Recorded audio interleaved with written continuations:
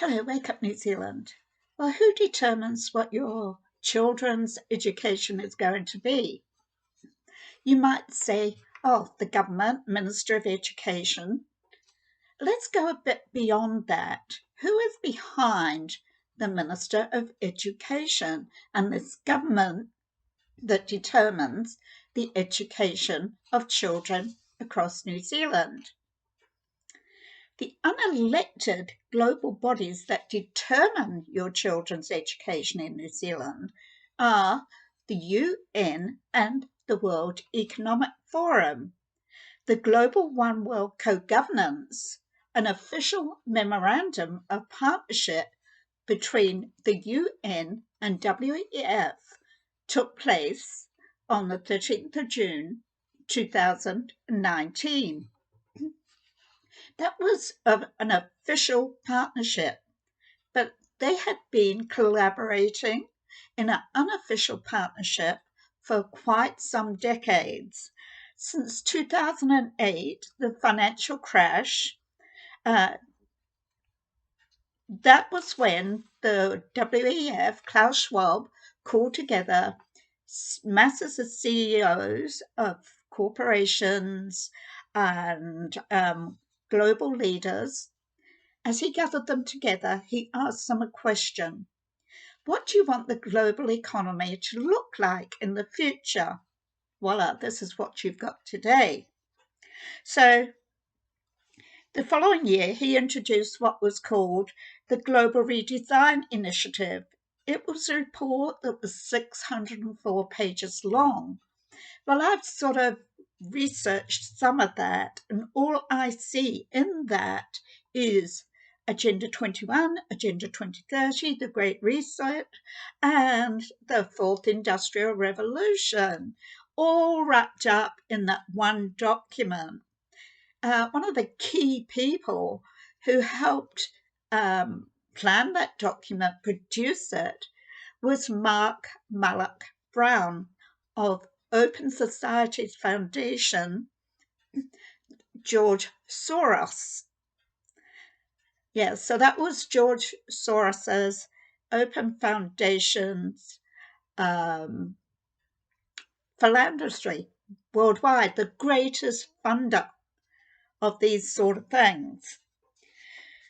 So the Global Redesign Plan included global councils that focus on every area possible, including a redesign of global education.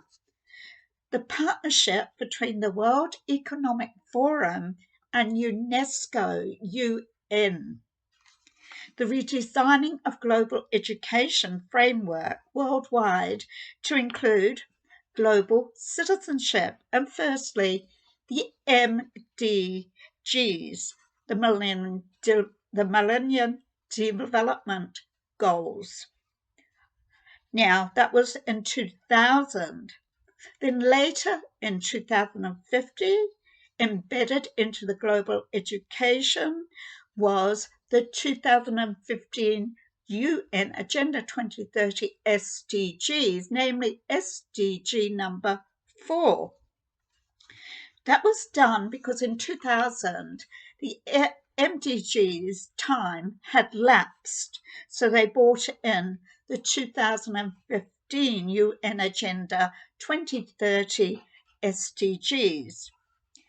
So the UN Agenda 2030 SDGs embedded, entrenched into the UNESCO WEF Partnership Global Framework of Education worldwide. So this initiative is called the GEI, and that's the WEF and the UNESCO, UN, launched this partnership for education, and that is called the MSPE, firstly in 2007. That's when they first held their multi-stakeholder global education partnership workshop in Geneva. So the 2015 Global Education Declaration 2030 was introduced and agreed upon at a meeting in a gathering in the Republic of Korea. where SDG 4 of the UN Agenda 2030 17 Sustainability Goals were embedded into the global education framework as a roadmap, namely Education 2030. It was all agreed upon that this would be mobilized and right across the world, globally, nationally, regionally, right across the world for every child.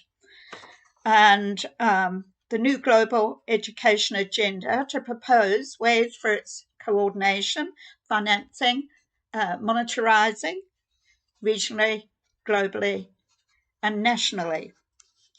And it's a global education, a one size fits all, a global socialist agenda, a roadmap for every child everywhere at every age.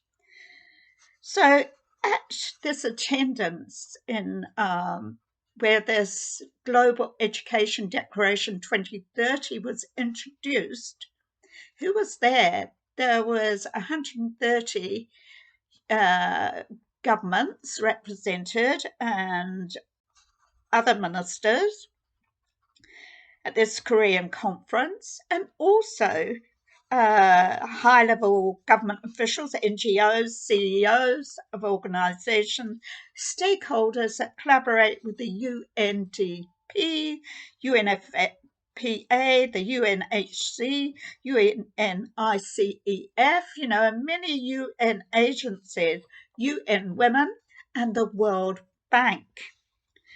Their goal to globally transform young lives rapidly, faster, inclusively, a global education framework embedded with UN Agenda 2030. So this marked, as I say, that marked the deadline of the MDGSs.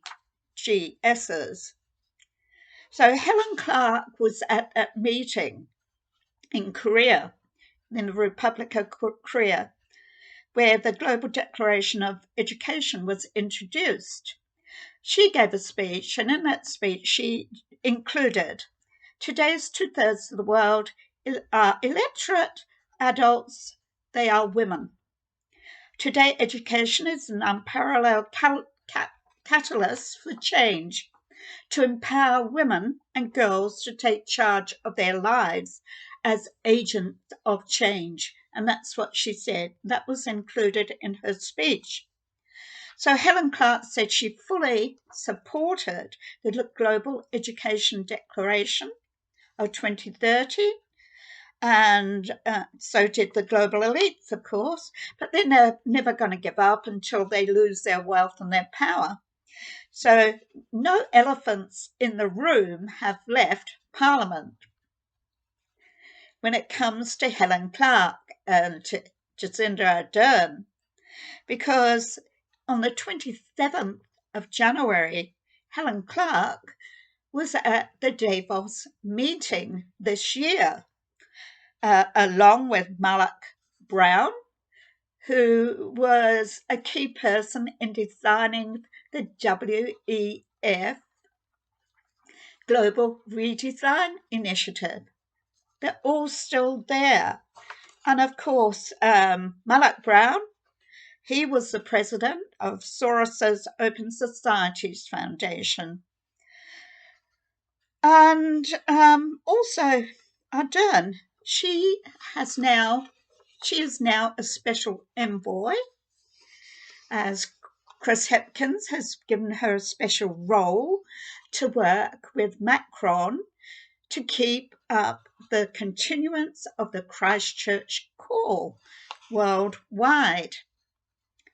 So 2023 World Economic Forum, Global Future Councils continue with their global education initiative, partnering with the UN in school classrooms, globally, regionally, nationally.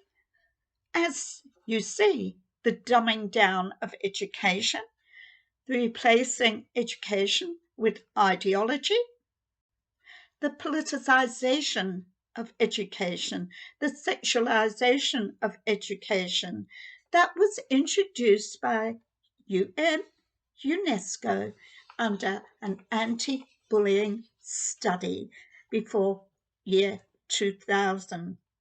Wake Up New Zealand.